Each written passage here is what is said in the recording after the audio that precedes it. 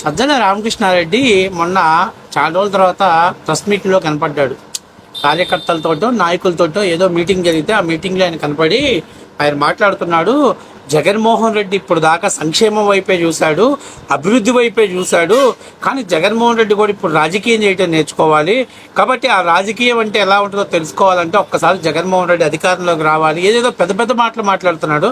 ఒకసారి ఆయన ఏం మాట్లాడుతున్నాడో చూడండి. చూసే ముందు మన ఛానల్ మీరు అందరూ సబ్స్క్రైబ్ చేస్తారని మనస్ఫూర్తిగా కోరుకుంటూ, అట్లాగే ఇక మన సజ్జల మిల్లెట్స్ రామకృష్ణారెడ్డి షురూ చేయండి అమ్మా. మోహన్ రెడ్డి గారు మళ్ళీ దాంట్లోకి రావాలి. అది చారిత్రక ఆవశ్యకత. అలాగే వచ్చిన తర్వాత ఈసారి ఎవరిని వదిలిపెట్టమనేది కూడా వాళ్ళకి తెలుస్తుంది. మీరు కూడా అది గుర్తుపెట్టుకోండి.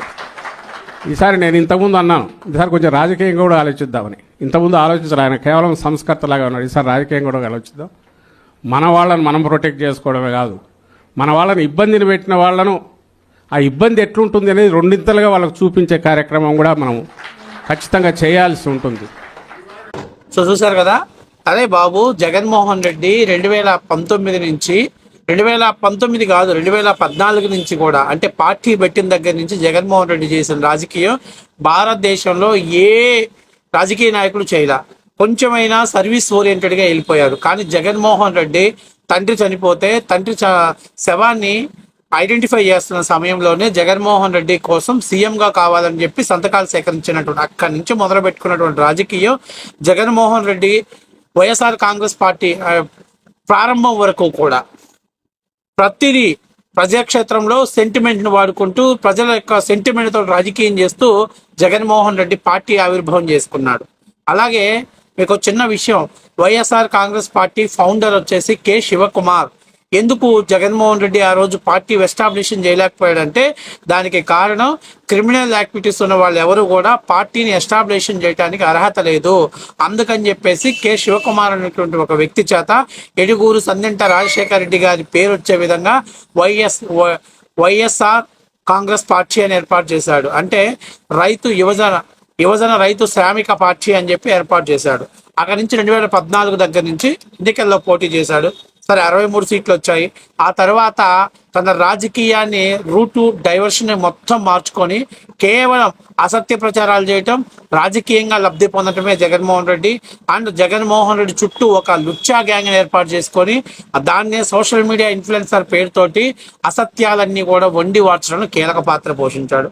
సరే ప్రజలు ఎన్ని విధాలైతే మీ బాబాయ్ చనిపోవటం, కోడి కత్తి, జగన్మోహన్ రెడ్డి ప్రజాక్షేత్రంలో తిరగటం, సరే ఒక్క అవకాశం ఇద్దామని ఇచ్చాడు. ఇచ్చిన తర్వాత జగన్మోహన్ రెడ్డి ఏం చెప్పాడయ్యా, మా నాన్నని మరిపిస్తానన్నాడు. వాళ్ళ నాన్నని కాదు కనుక వాళ్ళ తాతని గుర్తు చేశాడు జగన్మోహన్ రెడ్డి. వాళ్ళ తాతని రాజారెడ్డిని గుర్తు చేశాడు ఆంధ్రప్రదేశ్ ప్రజలకి.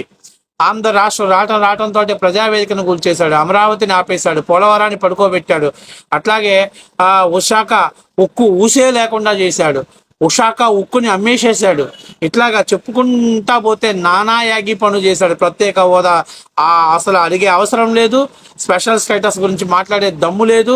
అట్లాగే రైల్వే జోన్కి స్థలాన్ని ఇవ్వలేని పరిస్థితిలో రాష్ట్ర ప్రభుత్వం ఉంటే అప్పనంగా జగన్మోహన్ రెడ్డి, విజయసాయి రెడ్డి లాంటి బినామీలందరికీ కోట్ల రూపాయల భూములు దోచిపెట్టేసి ఆయన గురువు గారికి ఎక్కడ పడితే అక్కడ ఆశ్రమాలు కట్టుకోవటానికి భూముల్ని మంజూరు చేశాడు జగన్మోహన్ రెడ్డి. ఇప్పుడు మళ్ళీ అంటాడు జగన్మోహన్ రెడ్డి అసలు రాజకీయమే చేయలేదని అంటాడు. పల్లా శ్రీనివాసరావు అరెస్ట్, బిల్డింగ్ గోడ కొట్టాడు. చింతకాల అయ్యన్న పాత్రుడు గారిని అక్రమంగా వాళ్ళ ఇంటి గోడను కూల్చేశారు. మరి కొల్లు రవీంద్రాన్ని అరెస్ట్ చేశారు, అచ్చెన్నాయుడిని అరెస్ట్ చేయించారు, చింతమనేని ప్రభాకర్ని అరెస్ట్ చేశారు, తాడిపత్రి జేసీ ప్రభాకర్ రెడ్డి గారిని అరెస్ట్ చేయించారు, ఆయన కుమారుడు అశ్మిత్ రెడ్డిని అరెస్ట్ చేయించాడు. అంటే ఈ అరెస్ట్ అనేది రాజకీయంగా కాదా? అంటే పిచ్చోళ్ళని చేస్తున్నావా? జనాలకి చెవుల్లో పువ్వులు పెడుతున్నావా? బిజ్జల దేవుడా, బిజ్జల రామకృష్ణారెడ్డి.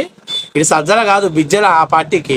ఈడున్నంత కాలం ఆ పార్టీకి ఉరితాడే, ఎవరో బిగించాల్సిన పని ఈడికీడే సెల్ఫ్ డబ్బా కొడతాడు, దాని మీద ఆత్మవిమర్శ చేసుకుంటాడు. మామూలుగా ఏంటంటే ఇవాళ ఆయన జగన్మోహన్ రెడ్డి కరుణామయుడు, జగన్మోహన్ రెడ్డి దయాగరుడు, జగన్మోహన్ రెడ్డి వేసుప్రభు లాంటోడు అని చెప్పే ప్రయత్నం చేస్తున్నాడు. అట్లా చేయటం ద్వారా ప్రజలు ఒక్కసారికి ఏం చేస్తారంటే మళ్ళీ రివైజ్ చేసుకుంటున్నారు.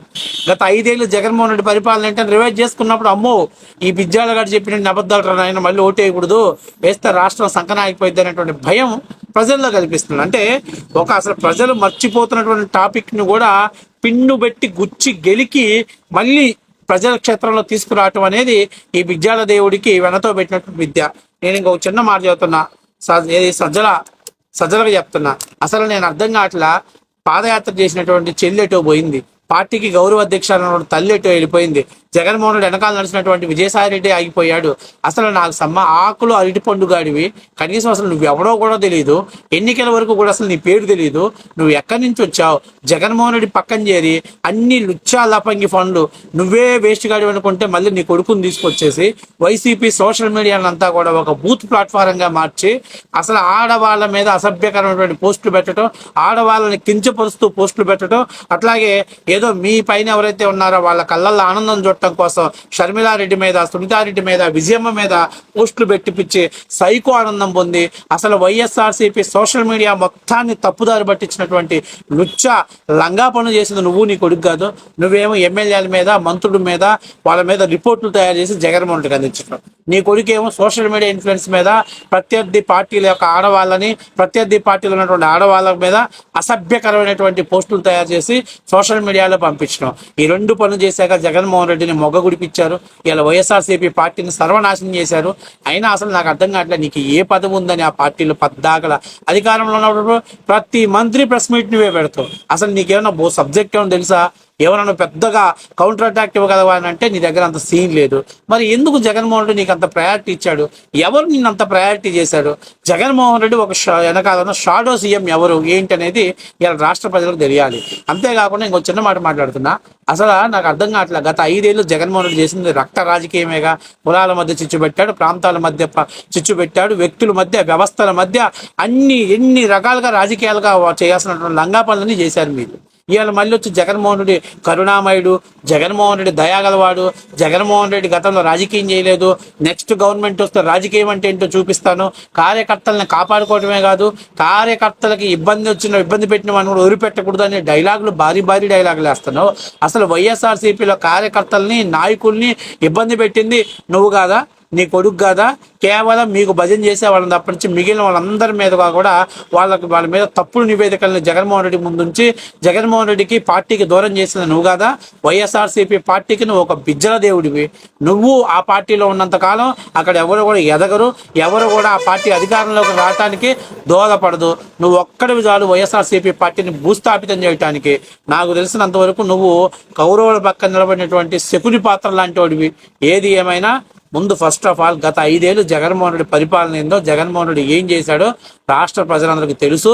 నువ్వు ప్రత్యేకంగా మళ్ళీ ఆయన్ని దయగలవాడు, కరుణ గలవాడు, యేసు, అల్లా లేకపోతే వెంకటేశ్వర స్వామి అనే పదాలతో పోల్చాల్సిన పనిలా. ఆయన ఏందో, ఆయన రాజకీయం ఏందో, ఆయన రాజకీయం కోసం ఎంత దిగజారిపోతాడో, రాజకీయ వ్యవస్థలను ఎంత దిగజారుస్తాడో, రాజకీయ వ్యవస్థ తనకు నచ్చని వ్యక్తుల మీద ఏ స్థాయిలో అసత్య ప్రచారాన్ని చేస్తాడో, నచ్చని వ్యవస్థల మీద కూడా ఏ విధంగా దుమ్మెత్తిపోయాడో జగన్మోహన్ రెడ్డి గారికి బాగా తెలుసు. నువ్వు ప్రత్యేకంగా మీడియా ముందుకు వచ్చి చెప్పాల్సిన అవసరం లే. రాష్ట్ర ప్రజలు కూడా ప్రత్యక్షంగా చూశారు. అట్లాగే గత 5 ఏళ్ళు అనుభవం వాళ్ళ ప్రజల దృష్టిలో ఉంది. నువ్వు ఇప్పటికొచ్చి సోది కథలు, ఈ మిల్లెట్ కథలు చెప్తే వినేవాడు ఎవరు లేడు. కానీ వెళ్ళి ముందు నీ కొడుకు ఎక్కడ తొంగున్నాడు అని బట్రా.